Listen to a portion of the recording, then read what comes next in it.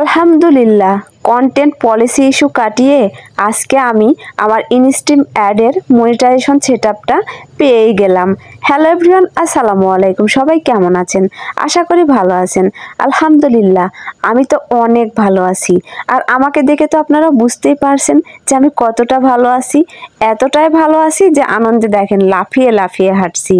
অবশেষে আজকে আমি সেই তুলির ননদিনীর সংসারের কষ্টের সুফল পেয়েই গেলাম। প্রতিদিন ভাবি এই বুঝি আজকে আমার ইনস্ট্রিম অ্যাডের সেটআপ আসবে, আসে না।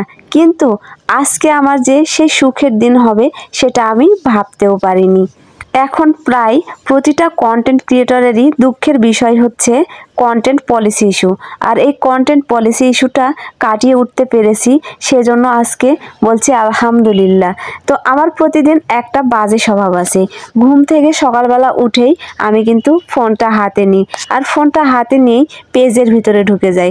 আসলে প্রতিদিন সকালে বিকেলে মানে সব সময় আমি পেজটা চেক করি যে আবার ইনস্ট্রিম অ্যাডের সেটআপ আসলো কিনা, কিন্তু আসে না। আমি হতাশ মনে চেয়ে থাকি কবে আমার ইনস্ট্রিম অ্যাডের সেটআপ আসবে। অবশেষে আজকে চলে আসলো। তো সেটআপ আসার সাথে সাথেই আমি তো সেই খুশি। আর এখন আমি সেটআপটা দিতে যাব আমার এক ভাইয়ার কাছে। আমি আমার এই ভাইয়ার কাছ থেকেই আমার পেজের সব কাজগুলো করে থাকি। আর এই ভাইয়াটা পেজ বিষয়ে সব কিছু জানে এবং পেজের কাজ বিষয়েও অভিজ্ঞ এবং নিখুঁতভাবে খুব সুন্দরভাবে পেজের সব কাজগুলো করে থাকে। আর ইনি আমাদের বিশ্বস্ত। তো ওনার কাছে এসে দেখি উনি নাই। যারে এই ভাইয়াটার একটা দোকান আছে, সে দোকানে ভাইয়া বসে। তো এখানে ভাইয়া আসে নাই, কি করব। এখন আমি একটু নিরিবিলি জায়গাতে ঘোরাঘুরি করছি আর ভিডিও করছি, আর ভাবছি কখন ভাইয়া আসবে। এখন আমার মনের ভিতরে একটা উত্তেজনা কাজ করছে, কখন সেটআপটার কাজ সম্পূর্ণ হবে। আর সেই উত্তেজনায় আমি খুব অস্থির। দেখেন, একবার ভাইয়ার দোকানের দিকে তাকিয়ে দেখছি, একবার আবার এইদিকে চলে আসছি। তো অবশেষে এই যে দেখেন ভাইয়া চলে আসছে। আর এই যে সেই ভাইয়া, এই ভাইয়ার কাছ থেকেই কিন্তু আমি আমার পেজের সব কাজগুলো করে নিয়ে থাকি।